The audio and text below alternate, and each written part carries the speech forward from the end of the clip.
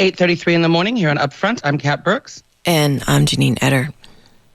Minneapolis, Minnesota, the epicenter of worldwide protests against police violence after the murder of George Floyd by police, is the same city that 2 years ago inspired writer Kevin Powell's new book, When We Free the World, where he talks about his racist experiences in that city.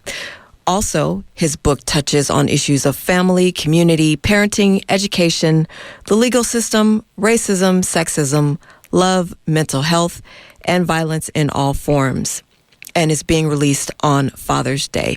For more on his new book, we speak with the author, Kevin Powell, human rights activist, poet, journalist, and author of 14 books, including this new book, When We Free the World, which is a collection of essays about the present and future of America. Welcome, Kevin Powell. Thank you. Can you hear me clearly? Yes. Yes, I can hear you. Good morning. Good morning to you all in California from New York. Appreciate you. Good morning.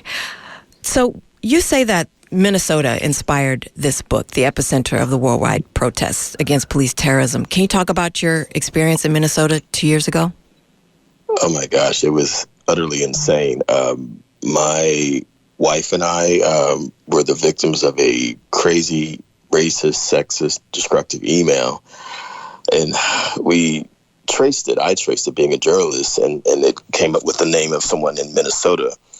And so I sent a response a couple weeks later thinking, as I've done many times before, anyone who's an activist who is, who's out there for progressive issues knows that we're often subjected to stalkers and death threats and hate mail and stuff like that. Usually I don't respond, but because my wife responded, she was so affected by it, I should say, I decided to respond. The next thing I know, we're being sued for $500,000 for quote-unquote defamation because I'm a quote-unquote celebrity author, and a white lawyer named Aaron Scott with Fox Rothschild, which is a major law firm in this country with branches everywhere, including Minnesota, Minneapolis, St. Paul, proceeded for the next year throughout 2018 to harass us and make us do depositions and everything in his power to make it seem like we had, my wife and I had created this campaign to try to destroy this woman that I talk about in the book, A White Sister, and to destroy her career, the whole 9 yards. We actually ended up on trial with a white Republican woman judge and a 99% white jury, and we lost. We were told we had to pay somewhere between $400,000 and $500,000 in this case.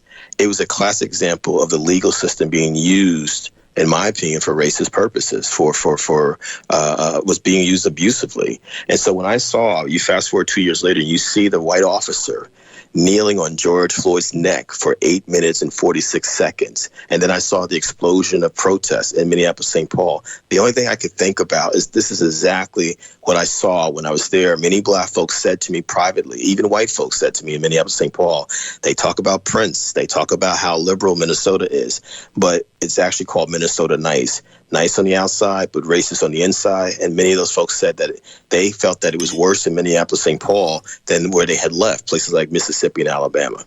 And that's what I was going to ask about, because it seems like in many American cities that would be the case, that it's nice on the outside and worse on the inside. But you feel it's particularly heightened in Minneapolis. I think it's heightened in places where there's an unwillingness to deal honestly with it, and I think that, there's this image. I mean, when you think about Prince and Purple Rain, since we just celebrated his born day the other day here in June, you see Prince and his diverse band, which was wonderful. He had women, he had people who were black and white, he had a huge fan base, was diverse. But underneath that is an unwillingness to deal with racism. And so as this whole thing's exploded since George Floyd, we see that the Minneapolis St. Paul police departments have actually been some of the most heinous in their treatment of people of color in the entire country. We realize that there's this massive gentrification happening there. There's massive poverty there, just like everywhere else. And so the real issue, which we see exploding all over America, which you see on the cover of the New Yorker this week and Time Magazine, Rolling Stone's got a big cover, is like we are now in the throes of a new movement, just like the civil rights and black power movements of the 1960s, where people are saying we've had enough of this because these are a bunch bunch of lies that have been told to us. I mean, just this morning, because of the protest that started in Minnesota, I wake up and see that Aunt Jemima, the pancake mix, which is racist, just like Uncle Ben's rice is racist, they're actually going to get rid of it. None of this would be happening. These conversations wouldn't be happening if it wasn't for these protests, not just in America, but all over the world. And talk about your new book, When We Free the World, and how it relates to everything that's going on today. I talk openly and honestly about the Me Too movement, about Black Lives Matter, about my own personal experiences. The cover intentionally has young people between the ages of 8 and mid-20s of all different identities, racially, culturally, gender identities, etc. Because I think it's important, to also say what I want to see, which is I do believe that love is the answer. I do believe that love is the revolution. That's a big part of the book. But it's a book that has really uncomfortable and necessary conversations about race and racism, about sex and sexism, about all forms of injustice and oppression that affects people. I mean, we're in the middle of Pride Month, as you know, and the homophobia, the transphobia, the number of Black trans women that have been killed just in the last week is just as bad as what happened to George Floyd. So anyone losing their life because of who they are is an injustice to me. And so I wanted to touch a little bit about the sexism piece that you just mentioned in the middle of everything in the Me Too movement. Russell Simmons, that you write about, the godfather of hip hop, his rape allegations. Why this story in particular? And you said that it was the most difficult piece that you've ever written. I mean, and I'm saying this as someone who's written about our dear brother Tupac Shakur, and that's my next book, in about a year and a half or so. But, Russell, because it's hip hop, because I'm a lifelong hip hop head, this is my culture. It'd be like a jazz person having to talk honestly about, the violence of Miles Davis, a rock and roll person having to talk honestly about the violence of John Lennon or members of Led Zepp towards young girls. It's the same thing. But, because I take seriously the word woke, and I, again, understand that term intersectionality, as Kimberly Crenshaw, the great law professors, talked about. We can't talk about, justice around Black Lives Matter, for example, and we're not talking about sexism. This applies to all people, no matter what your race, all of us as men. And this country wasn't just founded on racism, it was also founded on sexism. They didn't say all men and women are created equal. They just said all men are created equal. We know that only meant wealthy white men, landowners. And so sexism is something that's real. And whether it's Harvey Weinstein or Woody Allen or Matt Lauer or Russell Simmons, it's not going to end unless we who identify as men help to make it end. And so I have a responsibility because of the people who have mentored me, Bell Hooks, Gloria Steinem, Eve Ensler, Beverly Guy Sheftall, a wide range of women, particularly Black women, who have said, you have to say something. And so that's why I wrote the piece. But it was difficult because I also realized this is complex because we're dealing with the issue of race and how Black women are often asked to be silent when things happen to them at the hands of Black men. And what I say in the essay, in the book, is that women should not be silent. If something happens to you, it's unacceptable no matter who does it. And there also were issues of, and this is not in your book, but I just want to mention the issues of Africaambada, also men coming forward saying that he had molested them as children. I mean, we put these people on these pedestals, and that's part of the problem, this hierarchical system that we live under, this Western world notion of if someone's a celebrity, if they're famous, if they're on TV, if they're one of the founding fathers of hip hop or rock and roll, or they're a pop culture icon in some way, then we shouldn't, if they're a political figure, if they're a business icon, we shouldn't say anything about them. Just because of who you are doesn't mean that you should be able to get away with bad and destructive behavior. It doesn't mean that you should be able to hurt other people because they may be different than you, because of their race or their gender identity. And so you're right. I mean, Africaambada's gotten a pass, from a lot of people. And there are still a lot of people that are giving Russell Simmons a pass, as I talk about in the essay in the book, When We Free the World, just because of who he is. That's not denigrating his contributions. His contributions are significant. I say that. But at the same time, when you have, up to 20, somewhere between 20 and 30 women saying, I've experienced the same thing at the hands of this particular man, that says to me, the more than likely that this is true. If it's one, I'm like, okay, we can have a conversation about this. But when it's multiple women saying the same thing and they didn't know each other and they're in different spaces and different time periods, like Weinstein, like Cosby, like Matt Lauer, like Woody Allen. I mean, like we can go on a list of people. Then you're like, there's something wrong with this picture. And also in your book, which you had mentioned before, you dedicated the cover to children and changing the world and future generation of what things will look like in the future. You wrote a letter to your unborn child, which will be featured in the New York Times parenting section on Juneteenth this Friday. But also in the book, you wrote a letter to your 9-year-old friend dealing with the COVID-19 pandemic, and that was featured on Good Morning America. Can you talk about that process in writing that letter, specifically the one to your 9-year-old friend about the COVID-19 pandemic?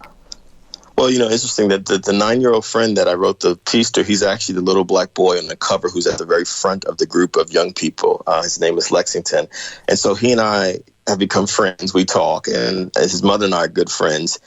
And I periodically check in on folks. I mean, I'm raised by a single mother, so I check in on a lot of my friends who are single mothers. I have a deep space in my heart for single moms because of my own experiences with my mom. And she told me that her son was struggling. And so, I had a phone call with him, and I actually tried to talk with him. But, even at that age of 9 years old, unfortunately, because of how patriarchy, sexism, and toxic masculinity operate in our society, in our world, boys are already at that age told they shouldn't express their feelings or they should clam up a little bit. And so I realized, I need to say something else because I didn't feel like I was really reaching him effectively in that call. And so that's when I started to put down to paper this short letter to him and saying, hey, the first words are, I am scared too, because I am. I mean, why? How could I not be? I'm in New York City, the epicenter. I mean, as we talked about the last time I was on your show, this is the epicenter of the virus. I know people who have died. It's affecting black and brown people disproportionately.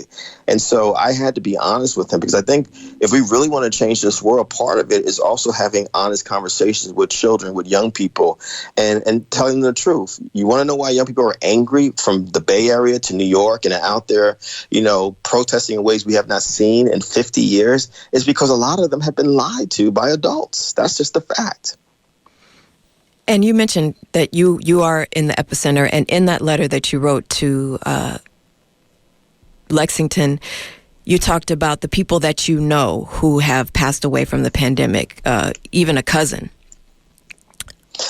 How have you been dealing with the losses that you've experienced? I'm sorry, my emotions just when you said that, it's hard. Mm-hmm. The first 2 months, from March to, I would say the end of May, I had nightmares literally every night to the point where I didn't want to go to sleep, because I was afraid of the next nightmare. And I spent many nights shaking myself out of nightmares because they were just horrifying. A lot of it to do with death, to be honest about it. A lot of it with people suffering, or something happening to me. This is traumatic what we're experiencing, and I finally am able to sleep a little bit better.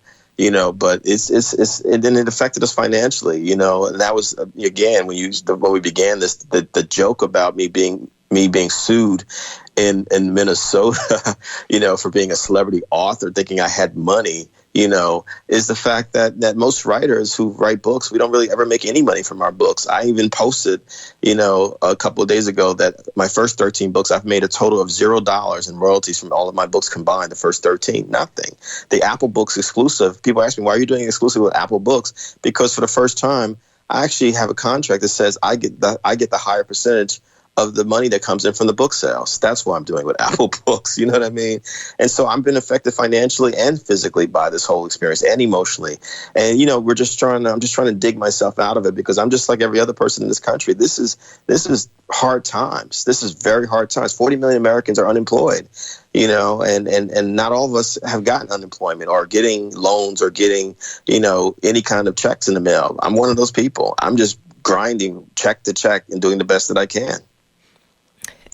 And I wanted to go back to your letter really quickly to your 9-year-old friend. How did he receive it when you talked to him about the COVID-19 pandemic? Mm-hmm. Lexington cried. He cried because I think, he's also struggling, with the relationship with his father, just like I did around that age with my father. My father, as some of your listeners know from past interviews, abandoned me, my mother and I, when I was 8 years old. So I'm really also sensitive to children who feel a sense of abandonment. That was my life. And so he cried and he was appreciative.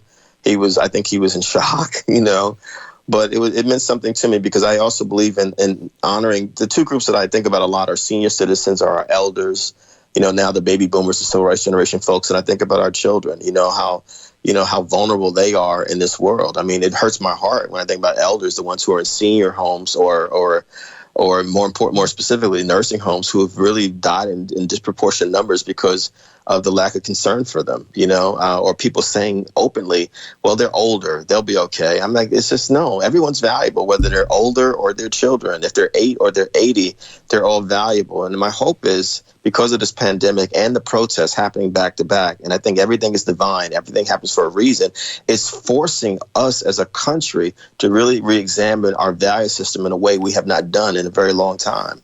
Who are we? And what do we actually believe in? So, Kevin Powell, in your new book, When We Free the World, you also wrote a letter to your unborn child, which will be featured in the New York Times this Friday on Juneteenth. It was beautiful and sad and haunting and encouraging and just so many emotions reading that. And it also highlights, I think, what Black parents go through having Black children. What led you to write this piece? I want to be a father. I want to be a father. And I it was written because, we had gotten married and we had talked about it. We talked a lot about the world that we live in. And I said, well, what would I say to a child if I had a child? And, because I'm a progressive activist and artist, I think about racism. I think about sexism. I'm like, well, what if they happen to be a part of the LGBTQ community? What would I say to them if they had any of these identities? And so, something that Toni Morrison always said, we should write what we want to see. And I hadn't seen anything like that spoke to that cross section of identities. Of course, we know James Baldwin and other folks have written letters to young people and their families. That's happened. But I wanted to write something a little bit different, but also be honest about, I'm grappling with this. I don't know if this is going to happen, but if it does happen, this is the kind of father that I hope to be, in spite of the fact that I was never fathered myself. There was no one there for me as a father. And also in your book, talk about the poem that you wrote, We Them People. That was spontaneous. I was actually asked by Alvin Ailey Dance Company to write something for their gala. And I had the word "we them people" in my head, honestly, when the pandemic started in March. I mean, anyone who's a poet out there knows that or a writer in general, words kind of pop into your head all the time. And I kept saying to myself, we them people, we them people. I didn't know where the words were coming from. The Spirit was just speaking to me. And then, I decided, this we the people thing. Nope, I'm going to do we them people because my mom is from South Carolina. She's from the South. That's how we speak in the South. We make up our own phrases, our own words, which is beautiful poetry, as Zora Neale Hurston has taught us in her many writings, as Langston Hughes taught us in his many writings. And then I decided I wanted to kind of combine things like Ailey and Maya Angelou with George Floyd and Breonna Taylor, which is why you see those 4 names at the beginning of it. Here's folks who are cultural icons, and here are folks who are now icons because they've been killed by the police, but all of them are equally valuable to me. Breonna Taylor is valuable to me, George Floyd, just like Maya and Alvin. And then it also, I believe that, what we really do need in this country is a progressive, multicultural, multi-generational movement. And that's why you see me through the poem, We Them People, talking about all these different types of folks, and bringing people together. And it's no different than how Dr. King talked about Jews and Gentiles and Protestants and Catholics, joining hands and singing in the words of the Negro spiritual. I'm not talking about in some kumbaya type of way, but actually honoring, respecting people for who they are, what they bring to the table as equals, back to power sharing. So that's really what the piece is about for me. And so in this book, you cover a wide range of topics, not only Minnesota and COVID-19. You talk about leadership, history, family, community, parenting, education, a lot of things we just talked about, sexism, racism, mental health. However, you say that the underlying theme is freedom. Oh, yeah. So talk about that. What does that word freedom mean to you? And why is it why is it so elusive as you see from your observations? It's about power.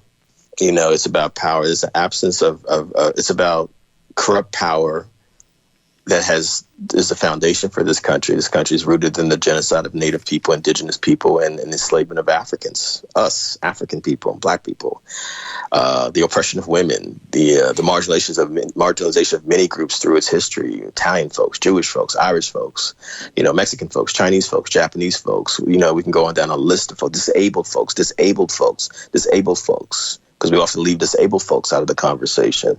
Little people folks, short-statured folks who are marginalized. And so freedom to me means that whoever I am, no matter what my identity or identities are, I get to be my whole self, my complete self, without any kind of threat to my being because of who I am as a whole person.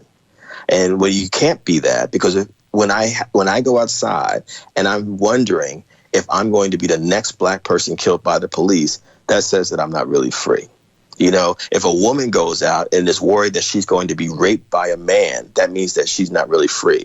If someone happens to be lesbian, gay, bisexual, transgender, non-gender conforming, and they have to worry about getting murdered because of who they are, then they're not completely free either. I think about my brother Leroy Moore, who's there in the Bay Area, one of our great disabled activists and hip-hop heads, Crip Hop, shout out to Leroy Moore. I mean, he has been a big part of my education, the lack of freedom that disabled people have, how people render them invisible, or as some sort of nuisance or problem. Meanwhile, people like Leroy and Charlie Braxton and Alice Wong and Heather Watkins and other disabled folks I know around the country are some of the most brilliant people I've ever met in my life, But they deserve the freedom to be their whole selves and not be rendered invisible over and over again. So when I think about freedom, that's what I think about. Am I able to be the whole person that I am, no matter who I am? And that's why the book is called When We Free the World, because I do believe in hope. Originally the book was going to be called, I love Nina Simone's version of I wish I knew how the world would feel if I were free, which is the title of the last essay, but I said, that's way too long. You know what I'm saying? And I started playing around with stuff. And then when I saw the young people, when we did the photo shoot for the cover, I said, talking to one of my fraternity brothers, David Young out of Ohio, he's the one who suggested it. He said, what about When We Free the World? And I was like, that's it. When we free the world, when we get free. That's what I'm going to call it. And with all the subjects that you are tackling in the book, what would you say this book is inspiring people to actually do? If anything, I would say to do or to feel, or what's the intention? You always ask great questions. You ask brilliant questions. I need to say that. You keep me thinking on my toes. And people should know. Folks like me never know the questions in advance. I'm just like, let's do it. Know what's going on. Know your history. Know who you are. Don't just tell me, well, I'm just a Black person, or I'm just a Latinx person, I'm just a white person. Well, who are you? Where'd you come from? How did you get here? Have the courage, as Bell Hooks has said many times, to cross cultural boundaries and learn about people who are different than you. Do something? Absolutely. We need to organize, and plan, and vote. Not just voting by itself, which is foolish. To people to just say, well, if you just vote, as if voting is the only thing you can do. No. What we see happening in the streets of the Bay Area and around the country, people are organizing, they're rallying, they're protesting.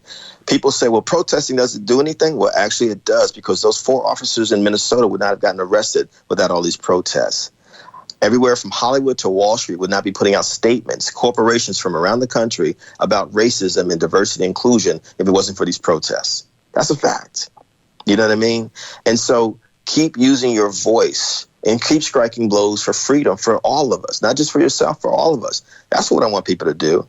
And I want people to feel, and begin to shift. Let's collectively, I feel the protests are doing that. The pandemic has been doing that. Let's shift the value system once and for all, because it should be people before money. It should be people before material things. It should be people, before all this other stuff. The pandemic is not over yet. We got all these states opening up because it's money before people. What do I want this book to do? To put people first. People first. People first. Let's care about people, not things. People. Well, we've been speaking with author, human rights activist, poet, journalist Kevin Powell about his new book, When We Free the World, which is a collection of essays about the present and future of America, being released this Sunday on Father's Day. So thank you so much for speaking with me today. Thank you. It's my honor. I appreciate you. Thank you so much.